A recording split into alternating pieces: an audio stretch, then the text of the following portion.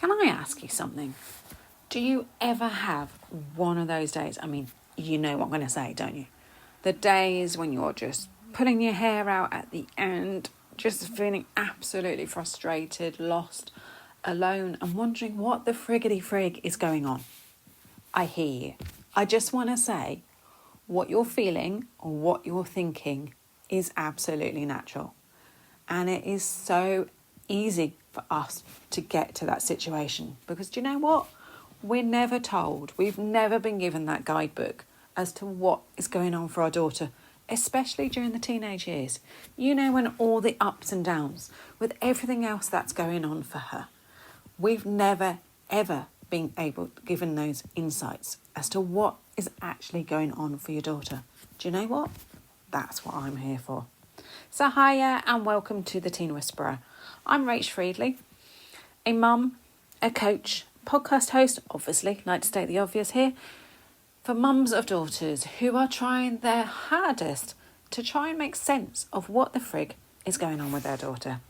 Especially on those days, like I've just talked about, when absolutely nothing seems to make any sense.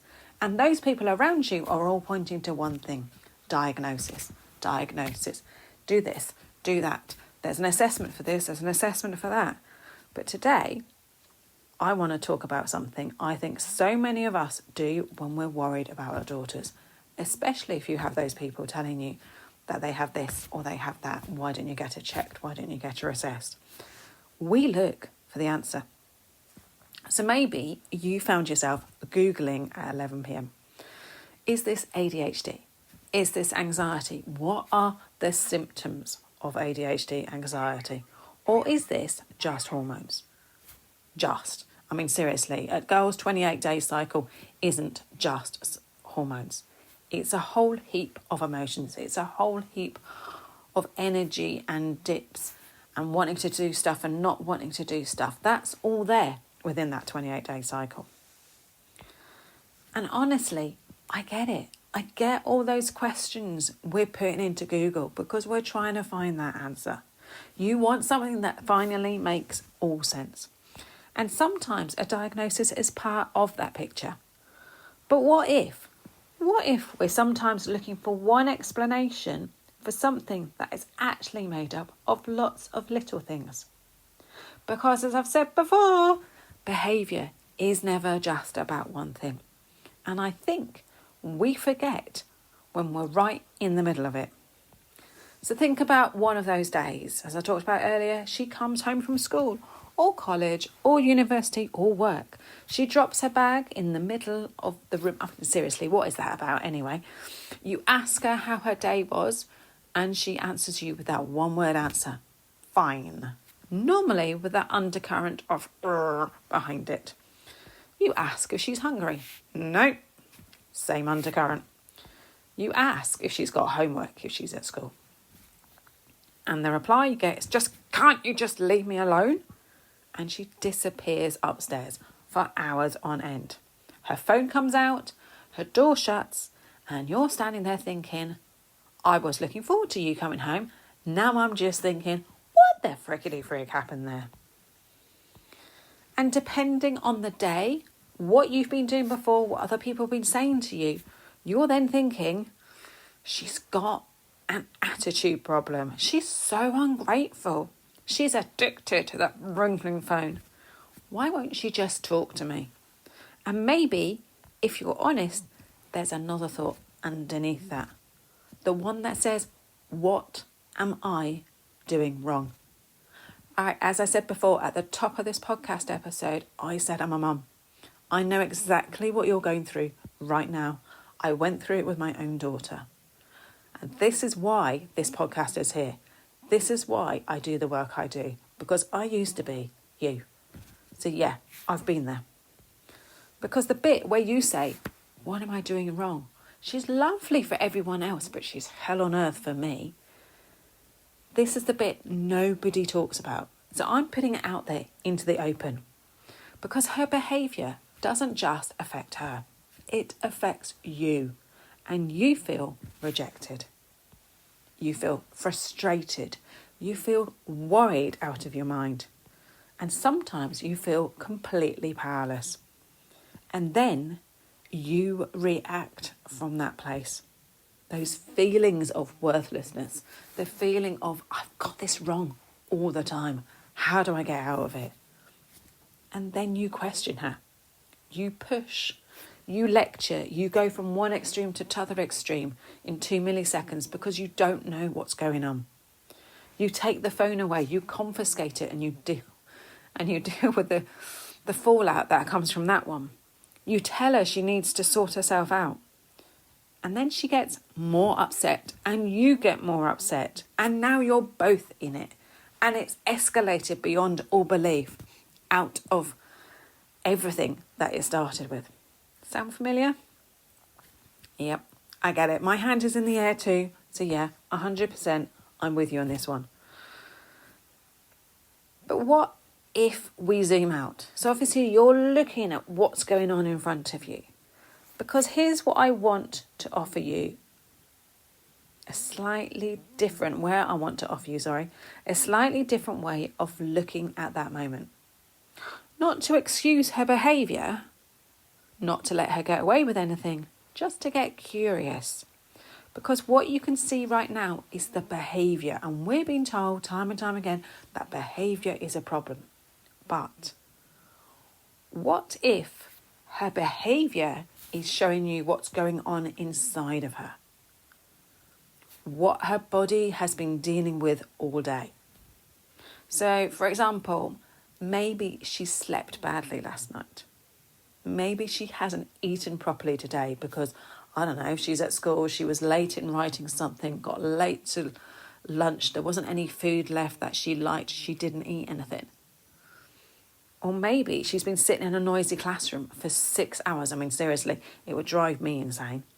Or maybe she's had a horrible interaction with a so-called friend and they've turned around and ignored her.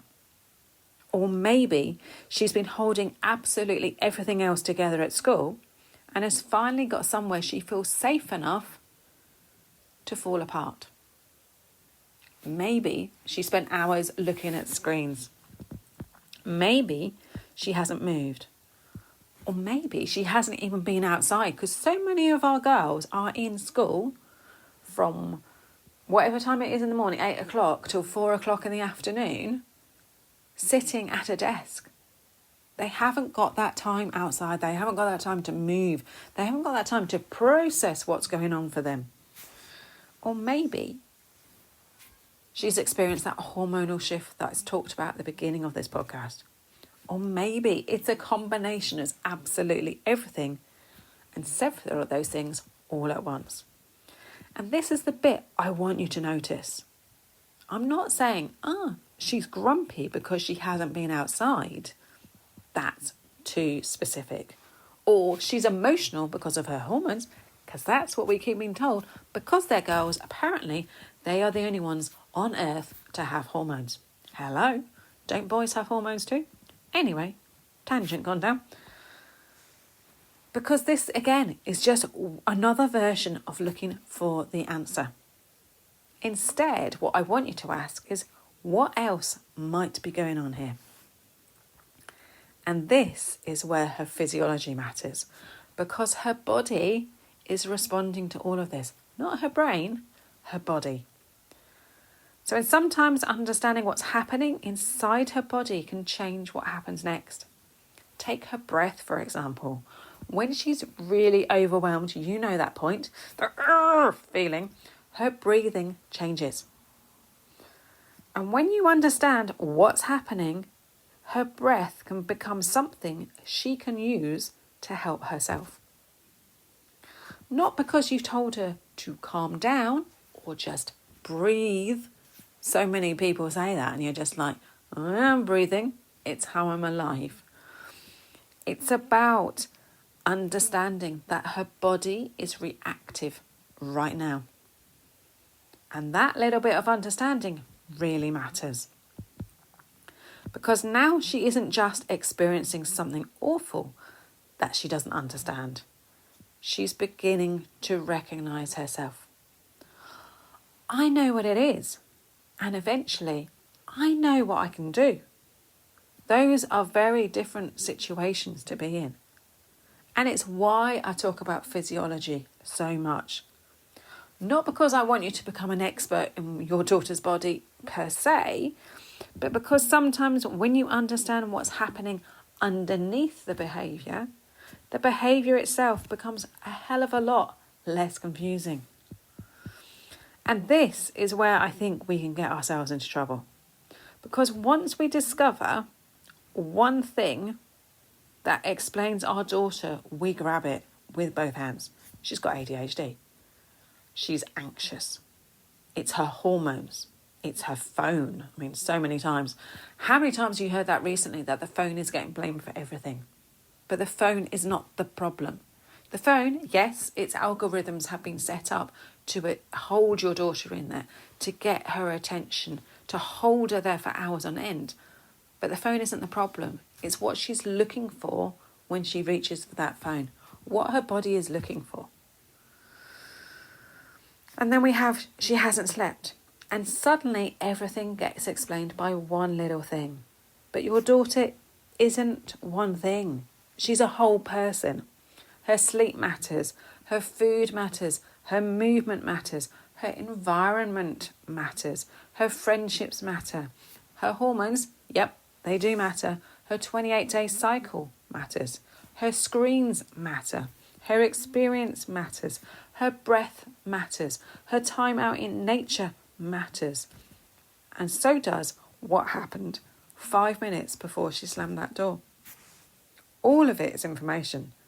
None of it is necessarily the answer. It's the whole picture. So what do you do with it? Do you know what? I am so glad you asked. Honestly, nothing complicated. The next time your daughter's behaviour really gets to you, before you decide what it means, stop and ask yourself, what did I actually see? Not, she was being horrible. Just, she came home, snapped at me and went upstairs. That is fact. That is what happened. Then, what have I made that mean? And then you'll see it. She doesn't want me. Doesn't love me. I'm failing her. And then that one final question. What else might be going on? And honestly, that is it. You don't need to solve it. You don't need to diagnose her. You don't need to work out whether it was her sleep, her food, her hormones, her screens, her schools, her 28-day cycle, friendship drama or something else. You just leave the door open because do you know what? You don't know yet. It's a much kinder place to be than she's just being difficult. For her and actually for you too. So if you've been Googling your daughter late at night, trying desperately to find the one thing that will finally explain what the frig is going on, I see you. You're not looking for a label because you want to label her. You're looking for an explanation because you love her, and that is completely different. You want to know how to help. And sometimes that answer involves a diagnosis, but most of the time it doesn't. It's about working through what is going on for her so you can better support her. It's about learning to see the whole picture. It's about zooming out. What you see is real, but what you make it mean isn't necessarily the whole story. So next time you're standing outside her closed bedroom door thinking, what the hell is going on? Maybe you just don't need that answer straight away. Maybe just pause. Take a breath into your belly and feel your belly rise as you breathe in and your belly lower as you breathe out. And then wonder, then ask yourself this question. What else might be going on? Because as I've said before, and I'm going to keep saying, behaviour is never just about one thing. So have a wonderful week and I'll see you next time.